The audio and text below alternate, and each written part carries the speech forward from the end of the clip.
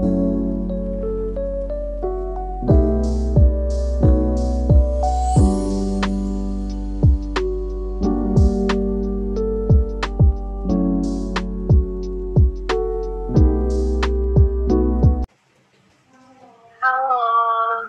suara saya terdengar tidak, Mas? Terdengar, Mbak. Sangat terdengar. Selamat sore. Sore. Kenalkan, nama saya Fitri Kusnul yang akan membantu Mas dalam beberapa waktu ke depan. Oke. Perkenalkan, nama saya Rian. Saya akan berkonsultasi tentang kerjaan saya di kantor. Gimana kabarnya Mas Rian hari ini? Saya baik. Alhamdulillah.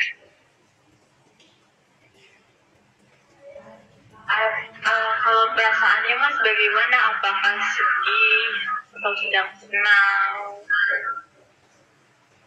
Sejauh ini sih baik-baik saja. Cuma saya belakangan ini merasa sangat tertekan oleh kerjaan saya. Terutama dengan tugas yang sepertinya terasa cukup deadline-nya yang sangat mepet sehingga saya merasa tertekan di pekerjaannya.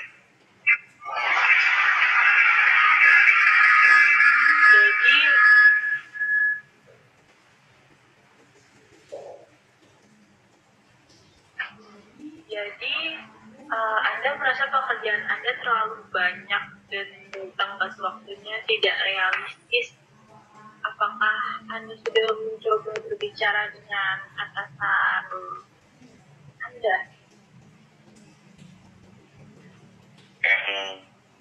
Jadi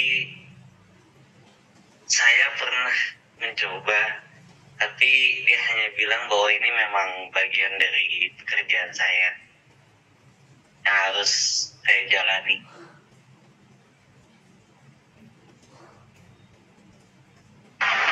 Itu pasti membuat Mas Rian merasa nggak didukung ya. Gimana sih perasaan Mas saat mendengar respon seperti itu? Jujur saya merasa tidak dihargai sih. Sepertinya apa yang saya sampaikan sangat tidak dianggap penting. Wajar sekali ya jika Mas merasa seperti itu. Ketika usaha kita untuk mencapaikan perasaan tidak dapat tanggapan yang baik, itu bisa sangat mengecewakan. Apa dampaknya pada keseharian Mas Rian sendiri? Dampaknya sih lebih ke saya jadi susah tidur, makan juga agak nggak selera. Kadang-kadang saya merasa lemas dan susah fokus pas lagi kerja sih. Itu tanda-tanda yang penting untuk diperhatikan. Sepertinya tekanan di pekerjaan mulai mempengaruhi kesehatan Mas ya. Apakah Anda memiliki strategi untuk mengelola stres Anda? Biasanya sih saya buat mengatasi kendala stres yang saya hadapi paling dengar musik atau nonton film. Cuma akhir-akhir ini aja saya nggak ada energi lagi sih buat melakukan mendengarkan musik atau menonton film pun sudah tidak ada energinya lagi. Saya mengerti Mas, ketika stres sudah mencapai titik tertentu, aktivitas yang biasanya menyenangkan pun bisa terasa sulit dilakukan. Apa yang menurut Mas bisa membantu Mas Rian merasa lebih baik saat ini? Mungkin kalau beban kerjaannya lebih kurang sedikit, saya bakal merasa lebih baik sih. Cuma saya nggak tahu bagaimana cara ngomongnya lagi ke atasan saya. Mengurangi beban kerja terdengar seperti solusi yang baik. Bagaimana jika kita mencoba mencari cara untuk mendiskusikan ini dengan atasan Novian secara efektif? Boleh, tapi saya takut tidak kompeten jika saya ngeluhnya terlalu banyak sih. Itu kekhawatiran yang valid. Bagaimana jika Mas menyampaikan kebutuhan Mas dengan cara yang konstruktif? Misalnya, daripada mengatakan pekerjaan ini terlalu berat, Mas klien bisa mengatakan agar hasilnya lebih optimal, Mas memerlukan lebih banyak waktu atau dukungan. Itu terdengar cukup baik sih. Tapi bagaimana kalau misalnya atasan saya tetap gak mau mendengarkan saya?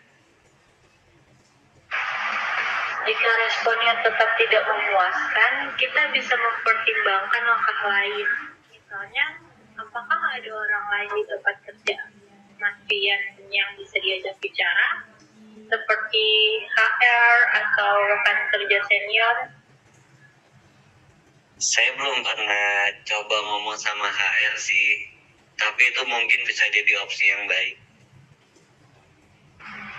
Bagus, menghubungi HR adalah langkah yang bijak jika Anda merasa tidak mendapatkan dukungan dari atasan langsung. Selain itu, apakah Mas Rian pernah mempertimbangkan untuk mengeksplorasi peluang kerja di tempat lain? Jujur saya sempat memikirkannya, tapi cari kerjaan baru juga berasa menakutkan untuk saya sih. Itu hal yang wajar. Perubahan besar seperti itu memang membutuhkan keberanian. Jika Mas Rian ingin, kita bisa bersama-sama menyusun rencana untuk mencari pekerjaan baru, mulai dari memperbarui CV hingga mempersiapkan wawancara. Saya rasa itu ide yang bagus. Saya ingin mencoba opsi tersebut, tapi saya juga ingin memastikan saya tidak membuat keputusan yang terburu-buru. Tentu saja, Mas Rian tidak perlu terburu-buru. Yang penting adalah memastikan Mas Rian merasa nyaman dan yakin dengan keputusan yang diambil. Saya di sini untuk mendukung Mas Rian sepanjang proses ini. Terima kasih banyak. Saya merasa lebih lega setelah berbicara dengan Mbak. Sama-sama, saya senang bisa membantu Mas Rian. Apakah ada yang ingin diceritakan lagi atau mungkin ada permasalahan lain yang mungkin di percintaan ya Mbak. Saya juga ingin konsultasi tentang percintaan saya sih. Memang ada apa dengan hubungan Mas Rian dalam percintaannya?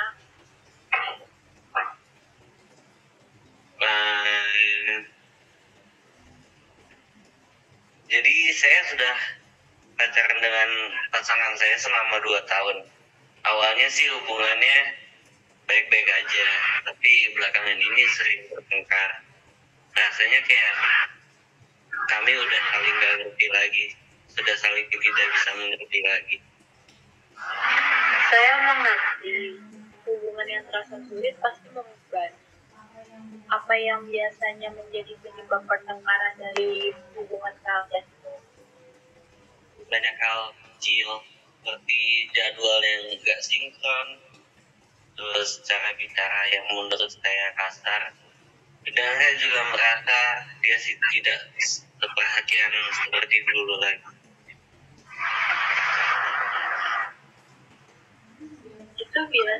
Itu bisa merasa menyakitkan. Bagaimana perasaan Mas Rian ketika dalam situasi seperti itu yang terjadi? Ya, saya merasa tidak dihargai sih, dan kadang merasa sendirian meskipun kami masih bersama-sama. Rasa tidak dihargai dan kesepian memang berat untuk ditanggung, terutama dalam hubungan yang seharusnya mendukung. Pernahkah Mas Rian mencoba untuk mengungkapkan perasaan ini kepada pasangan Mas Rian? Sudah, tapi tiap kali saya bicara, dia selalu kayak menyalahkan saya. Akhirnya malah jadi pertengkaran lagi. Sepertinya ada kesalahpahaman dalam komunikasi yang Mas Rian lakukan dengan pasangannya. Bagaimana biasanya kalian berbicara saat ada masalah? Biasanya sih saya langsung bicarakan aja apa yang saya rasakan. Ya, tapi dia sering defensif. Lalu dia balik menyebutkan kesalahan saya dan akhirnya kami malah saling menyakitkan. Memahami komunikasi seperti itu adalah langkah pertama yang penting. Dalam situasi seperti ini, mungkin kita perlu mencoba pendekatan yang lebih mendukung. Misalnya menggunakan pesan aku daripada pesan kamu. Sang aku maksudnya gimana tuh? Contohnya daripada mengatakan kamu tidak pernah mendengarkan aku, kamu bisa mencoba aku merasa kesepian ketika tidak didengar. Fokus pada perasaanmu tanpa menyalahkan, sehingga pasanganmu mungkin lebih mudah menerimanya. Itu masuk akal, tapi saya masih khawatir dia tidak akan berubah. Wajar jika Mas Rian tuh merasa khawatir. Hubungan adalah tentang usaha bersama. Jadi perubahan membutuhkan komitmen dari kedua belah pihak. Apa yang Mas Rian harapkan dari pasangan Mas sendiri? Saya sih hanya ingin dia lebih peduli ke saya dan mendengarkan saya. Saya ingin merasa happy dulu lagi saat kami masih saling mendukung. Itu keinginan yang sangat wajar. Selain itu, apa yang Mas Rian pikir bisa Mas lakukan untuk mendukung hubungan ini? Mungkin saya harus lebih sabar dan mencoba memahami dia juga. Kadang saya juga terlalu fokus tentang apa yang saya rasakan tanpa memikirkan sudut pandangnya. Bagus sekali Mas Rian bisa melihat itu. Membangun hubungan yang sehat membutuhkan saling pengertian.